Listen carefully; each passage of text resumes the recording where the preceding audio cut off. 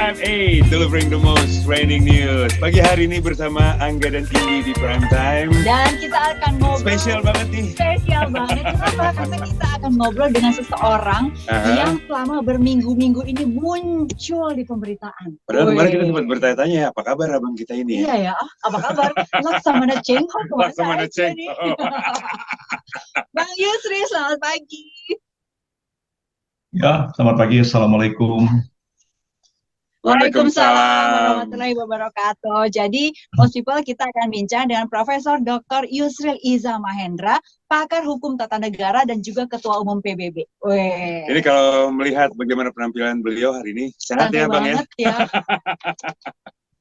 lagi di luar kota kabarnya Bang ya?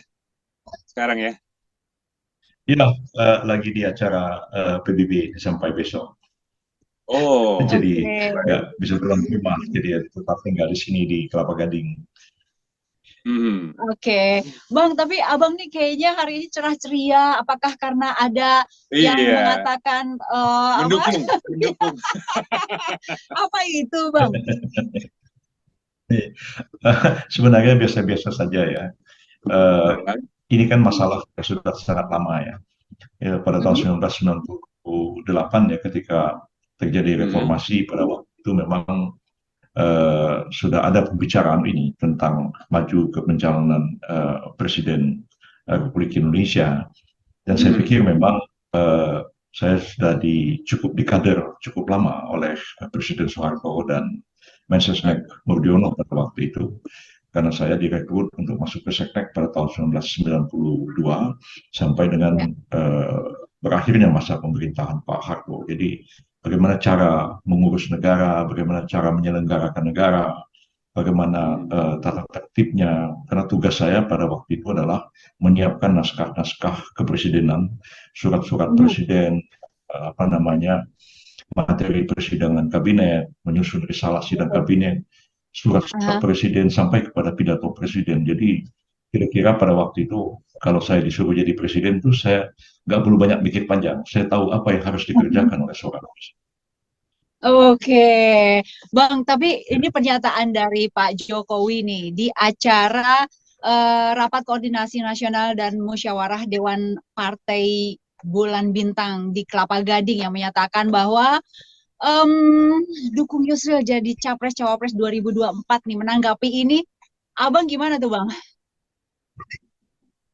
Ya, itu yang saya katakan tadi, karena ini bukan masalah baru, dan Pak Jokowi sempat satu ketika bertanya dengan saya, Pak Yusril, apa yang terjadi pada tahun 1999 waktu Pak Yusril maju sebagai calon presiden di sidang MPR pada waktu itu, karena waktu itu kan belum ada pemilihan langsung seperti sekarang kan.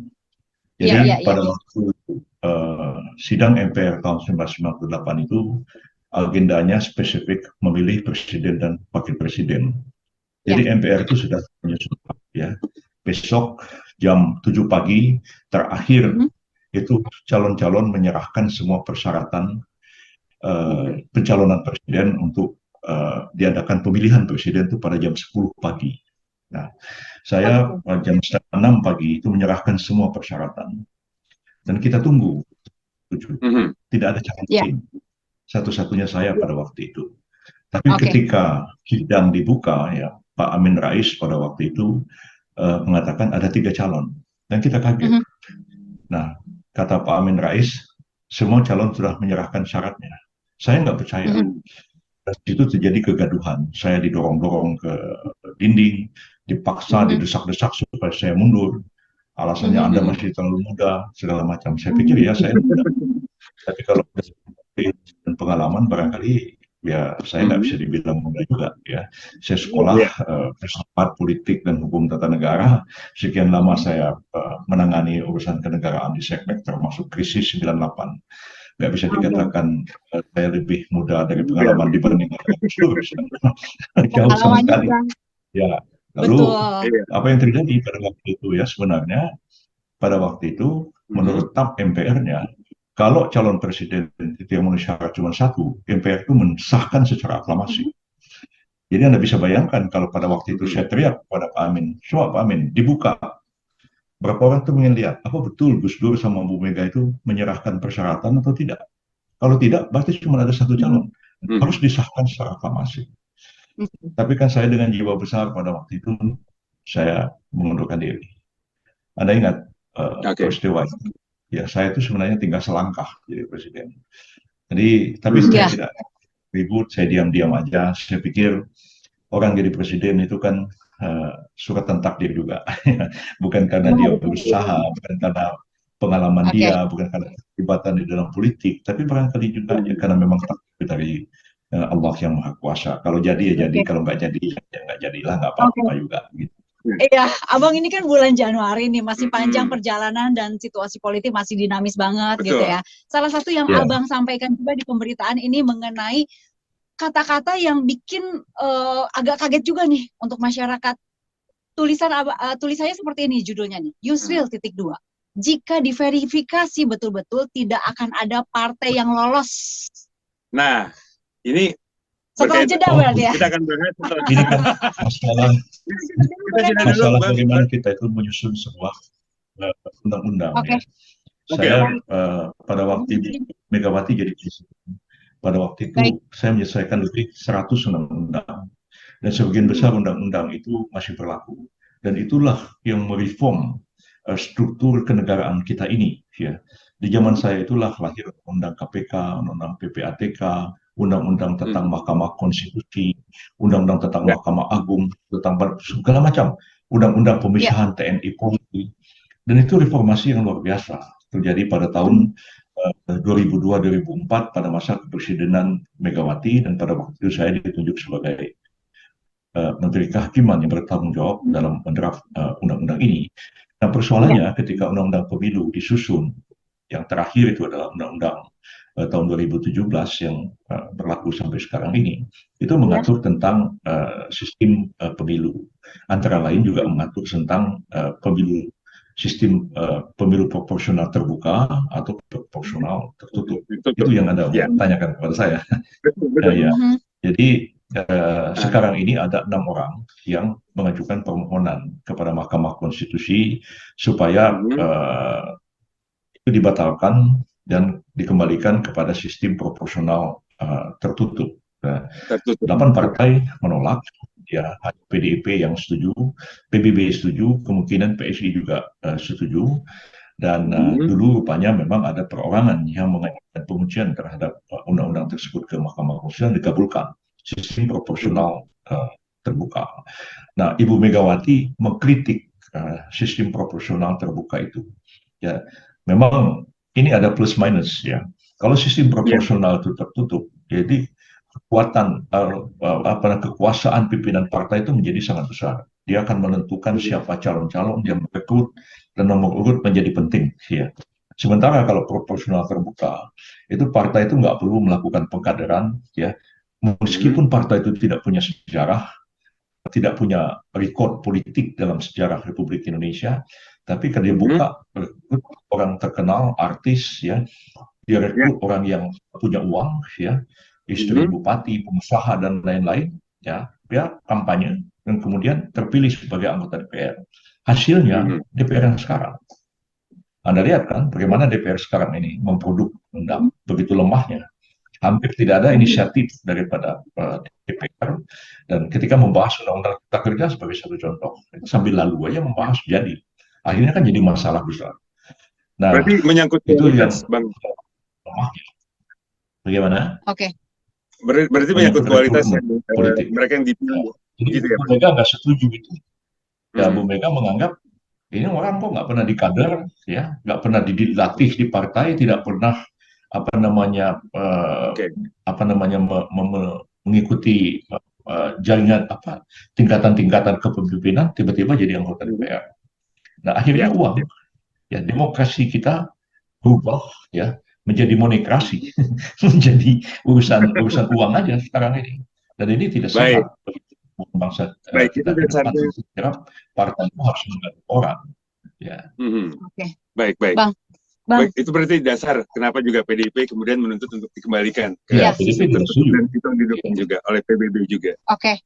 Bang, ini ada di pemberitaan. Tapi kita tahan dulu ya. Iya. Jawabannya tapi kita tahan ya Bang ya. Boleh kita jeda dulu nggak Bang? Boleh jeda dulu nggak Bang? Ya, Sebentar ya. silakan. Iya, iya. Oke, baik. Masih bareng sama Angga sama Indi, kita akan kembali lagi ngobrol-ngobrol bersama Yusril Iza Mahendra, Ketua Umum Partai Bulan Bintang, setelah yang satu ini tentunya. Most 1058 delivering the most trending news, masih bersama Angga dan Indi di Prime Time, dan most people, Bersama juga ya, kita dari tadi masih ngobrol dengan Profesor Dr. Yusril Iza Mahendra. Nah, ada satu pernyataan Bang Yusril yang menurut saya sih lumayan agak bikin kaget dan menohok gitu ya Bang ya, yang mengatakan bahwa jika betul-betul diverifikasi tidak akan ada partai yang lolos. Nah, gimana tuh Bang? Jadi begini, pemilu kita ini kan jelimet ya. Persyaratan untuk mendirikan partai juga sudah jelimet. Sudah berdiri partainya, untuk ikut pemilu lebih jelimet lagi.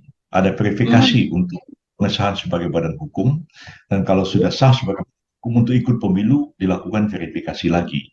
Dan verifikasi itu ada administrasi, ada verifikasi faktual. Nah kemarin itu perintahnya partai yang sudah ada di DPR itu hanya verifikasi administrasi. Partai yang sudah ikut pemilu berkali-kali tapi tidak punya wakil di DPR, nah harus dilakukan verifikasi faktual dan administrasi. Partai baru harus verifikasi administrasi dan faktual. Saya mengatakan begini, ada aturan-aturan tuh yang agak sulit dipertanggungjawabkan secara akademis berdasarkan fakta-fakta di lapangan. Jadi partai politik itu kalau dilakukan verifikasi faktual, dia harus mempunyai 1.000 anggota per kabupaten kota. 1.000. Iya. Sekarang Anda lihat ya, partai politik yang terdaftar di Kumham itu hampir 300 jumlahnya. Yang kemarin minat mau ikut pemilu mungkin ada sekitar 50-an partai. Verifikasi itu ada dua jenis, ya verifikasi administrasi, verifikasi faktual. Jadi kalau partai itu mau didirikan, itu harus diverifikasi administrasi dan faktual oleh Kementerian Hukum dan HAM. Kalau sudah disahkan sebagai badan hukum, mau ikut pemilu, daftar lagi di KPU. Dan akan dilakukan verifikasi administrasi dan faktual kembali oleh KPU. Nah kemarin putusan Mahkamah Konstitusi mengatakan bahwa partai yang ikut pemilu dan punya kursi di DPR itu hanya verifikasi administrasi, tidak perlu ikut verifikasi faktual. Partai yang ikut pemilu berkali-kali seperti PBB itu ikut pemilu dari 99 sampai hari ini. Ya, ikut pemilu terus itu harus verifikasi administrasi dan faktual lagi. Partai baru harus ikut verifikasi administrasi dan faktual lagi. Dan saya katakan aturan-aturan ini jelimet dan sulit dipertanggungjawabkan secara akademik berdasarkan fakta-fakta empiris di lapangan. Kenapa? Misalnya contoh begini. Setiap partai itu dia bisa ikut pemilu kalau dia mempunyai anggota 1.000 minimal per satu kabupaten kota. Nah, di Indonesia ini ada 500 lebih kabupaten kota. Kan saya lihat ya, Anda lihat misalnya di Sumatera ada kota Sawah Lunto. Itu penduduknya cuma 20.000. Ya. Ada Kabupaten Maibrat di Papua. Ada Kabupaten Yahukimo di Papua. Penduduknya itu cuma 10.000. Nah, Anda bisa bayangkan kalau penduduk di satu kabupaten itu cuma 10.000. 10.000 itu dari kakek-kakek, nenek-nenek sampai bayi. Ya. Anggaplah orang dewasanya cuma ada setengah. Berarti kan cuma 5.000 orang. Sekarang partai yang 50 itu ya harus punya anggota 1.000 di kabupaten itu. 1.000. Saya kira tidak ada satu partai pun yang akan mempunyai anggota 1.000 di situ. Adalah partai-partai yang partai-partai Islam. Atau kalau dulu ada partai Kristen misalnya. Bagaimana susah payahnya partai seperti PBB misalnya untuk merekrut 1.000 anggota di Kabupaten Ubud misalnya di Bali. Bagaimana bisa merekrut 1.000 anggota di Pulau Rote misalnya di Nusa Tenggara Timur. Yang di satu kabupaten itu barangkali orang Islam 1.000 pun nggak ada jumlahnya. Oke. Jadi ini problem di Kabupaten Jayawijaya, Kabupaten Puncak Jaya, ya ada PKS, ada PBB, ada P3, ada PAN, Partai Islam harus merekrut 1.000 anggota. Berarti PAN PBB ini memenuhi syarat kalau di Puncak Jaya ada 4.000 orang dewasa Muslim yang jadi anggota partai ini. Kecil sekali kemungkinan. Semua partai kalau lolos, kalau diverifikasi benar-benar jujur, saya kira tidak ada satu partai pun yang lolos. Jadi mestinya aturan-aturan yang harus dipertanggungjawabkan secara akademik, kira-kira seperti itu. Oke, Bang, kalau tadi Abang mengatakan bahwa kalau benar-benar jujur, maka tidak ada satu partai pun yang lolos. Lalu kemudian produk dari KPU selama ini kita melakukan pilpres dan lain-lain itu masih legal kan? Masih legal kan, Bang? Karena dia sudah merupakan sebuah keputusan hukum kan. Keputusan hukum KPU, partai-partai sudah diverifikasi dan dia memenuhi syarat. Memang ada cara-cara untuk menyiasati itu. Jadi dia harus memenuhi syarat itu 75%, tidak di seluruh kabupaten kota. Nah, itu aturan yang dibikin sama KPU. Jadi tentulah, misalnya kita katakanlah, misalnya kampung saya sendiri, Provinsi Bangka Belitung misalnya, di situ hanya ada berapa kabupaten dan hanya ada satu kota Pangkal Pinang. Nah, PBB harus lolos di 75%. Kalau di situ ada 10 kabupaten, berarti kan kita harus lolos di 8 kabupaten. Kita cari aja 8 kabupaten yang kita punya anggota 1.000. Yang 2 kabupaten kita sisihkan. Jadi akhirnya semua partai ya kucing-kucingan seperti itu. Itu yang terjadi.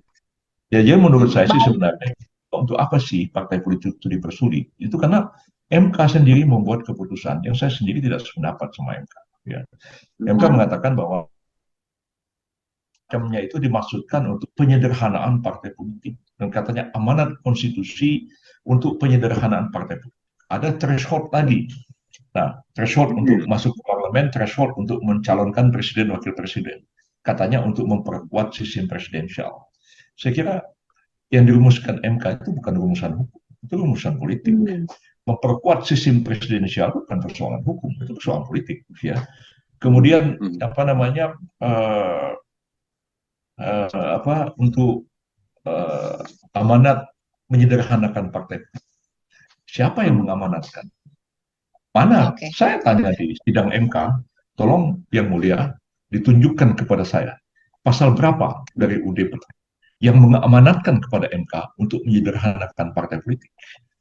Saya katakan ya, saya ikut orang yang mengamandemen UUD 45 dan saya menyusun undang-undang MK itu. Ya. Iya. Tidak ada satupun ya. Itu amanat itu demokrasi, kebebasan. Saya ditunjuk Presiden Habibie pada waktu itu.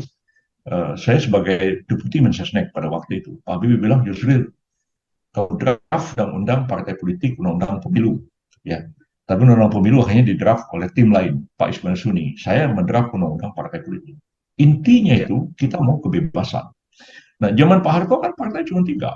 Golkar, ya, PDI, kemudian P3. Zaman reformasi kita beri kebebasan orang bikin partai. Kan saya tanya, semangat reformasi itu memberikan kebebasan mendirikan partai. Kok sekarang MK mengaku dia diamanati untuk menyederhanakan partai politik. Siapa yang ngasih amanat kepada MK? Begitu ya. Mereka bisa jawab. Saya tanya kan mesti dengan MK. Iya. Baik. Oke. Jadi kembali ke pertanyaan awal, Di. Apa tuh? Siap. Ada yang penasaran nih, Bang. Apa yang mau tanya? Tanya aja. Kembali ke pertanyaan ini. Pertanyaan awal katanya, Bang. Jadi 2024 apa yang mau ditanya? Angga nanya 2024, jadi gimana nih Bang Yusril? Maju apa enggak nih? Oh nih? gitu 2024, ya. Yang paling penting bagi PBB, ya alhamdulillah sekali ini PBB lolos verifikasi faktual administrasi tanpa kami harus melawan di Bawaslu atau melawan di pengadilan tata usaha negara. Alhamdulillah lolos sekali ini itu berkat kerja keras dari seluruh jajaran partai dan saya berterima kasih kepada seluruh pengurus partai dari pusat sampai ke daerah yang memang saya instruksikan untuk all out supaya kita lolos verifikasi tanpa melakukan perlawanan ke Bawaslu atau ke pengadilan pun. Dan alhamdulillah itu sekarang kami akan ikut pemilu, ya mudah-mudahan pemilunya terlaksana tahun 2024. Iya dong Bang. Ya, mudah-mudahan terlaksana. Mudah-mudahan tidak terjadi krisis global yang berdampak luas kepada ekonomi bangsa kita dan sebagainya. Dan harapan kita juga, ya sekali ini PBB masuk ke DPR. Kenapa? DPR-nya ini lemah sekali ya. Kami dulu pengalaman 99-nya, PBB itu dengan 13 orang itu bisa menghentikan sidang MPR, menghentikan sidang DPR. kemudian semua fraksi lobby. Dan Mhm. anehnya partai-partai besar pada waktu itu datang ke ruangan fraksi PBB. Saya masih ingat misalnya almarhum Pak Sabang Sirait, almarhum Mhm. Pak Sofyan Sofyan pada waktu itu anggota PDIP, nah yang saya, bos, ini bagaimana cara menyelesaikannya? Nah, jadi kita tuh kecil, tapi kita didengar oleh partai yang lain. Dengan Dan saya kira dipertimbangkan. Iya. undang-undang yang kita bikin ya, coba lihat Ah, undang-undang KPK, undang-undang MK, undang-undang Mahkamah Agung, undang-undang PPATK, undang-undang mhm. TNI Polri, undang-undang kepolisian, itu di zaman saya dibuat. Dan sampai sekarang Mhm. Anda lihat, dan itu reformasi besar-besaran, pemisahan TNI Polri. Pengadilan itu pada waktu itu di bawah Menteri Kehakiman, ya. Hakim-hakim itu Ya, saya ngangkat Oke. waktu itu. Kita pisahkan, sepenuhnya diserahkan kepada Mahkamah Agung, satu atap di Mahkamah. mhm. Itu reformasi yang Mhm. luar biasa terjadi pada Iya. zaman Ibu Megawati menjadi presiden. Dan saya Oke. bersyukur pada waktu itu saya ditunjuk beliau sebagai Menteri Kehakiman yang membantu beliau. Jadi kalau kami nggak ada, PBB nggak ada, Anda sendiri kan orang, ya Hamdan Zulfa itu orang Iya. PBB yang kemudian jadi ketua MK. Cukup banyak Oke. ahli-ahli hukum dan ekonomi yang bergabung kalau sekiranya tidak ada di DPR ya, karena persoalan Mhm. sistem pemilu apa namanya proporsional terbuka itu, yang rata-rata yang punya duit, ya celakanya orang yang gabung ke PBB itu nggak punya duit semua. Baik. Ya, Baik. Partai Islam itu kan Dan kalau cari duit susah, mana ada konglomerat apa namanya mau menyokong partai Islam, apalagi partai oke. konglomerat non pribumi nggak mau dia Baik, baik. dukung partai.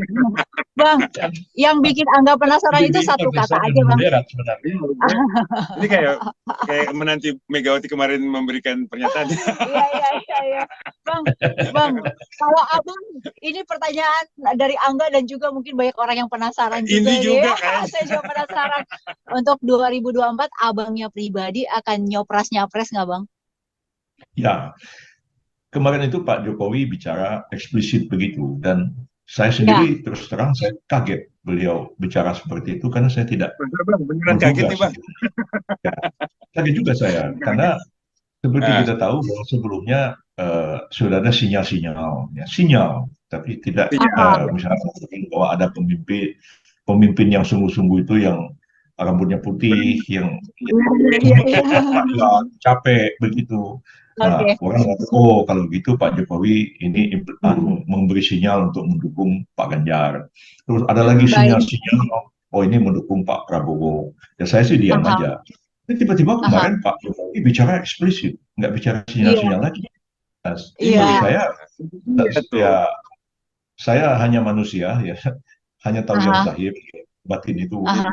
urusan Allah ya. Iya. Tapi yang saya Iya. tangkap yang zahir itu ya dari bahasa tubuhnya dan ucapannya itu terbuka, disiarin langsung oleh TV, semua Baik. ditonton ke Media masyarakat. massa, ya. Dan saya pikir ya sesuatu yang ya, mungkin layak kita pertimbangkan ya, Ya, bagaimana iya. ya, saya kira sekali salahnya sesekali Oke. coba. Ya, saya selalu Baik. katakan pada Pak Jokowi ya, Pak Jokowi ya, Bapak itu Hmm. sukses dalam banyak hal, mengelola ekonomi, boleh dikatakan Bapak berhasil, Hmm. bangun infrastruktur berhasil, menangani masalah pangan, Bapak boleh dibilang berhasil, menjaga stabilitas politik, alhamdulillah berhasil. Satu yang Berhasil lemah, juga. Baik. apa Prof bilang? Yang lemah itu pembenahan hukum, baik perumusan Oh, norma hukumnya maupun penegakan hukumnya, itu boleh dikatakan Pak Jokowi tidak berhasil. Nah, saya Baik. pikir dan banyak selama perlu. ini presiden kita itu, wakil presiden kita dari tahun 45 sampai sekarang itu belum pernah ada ahli hukum.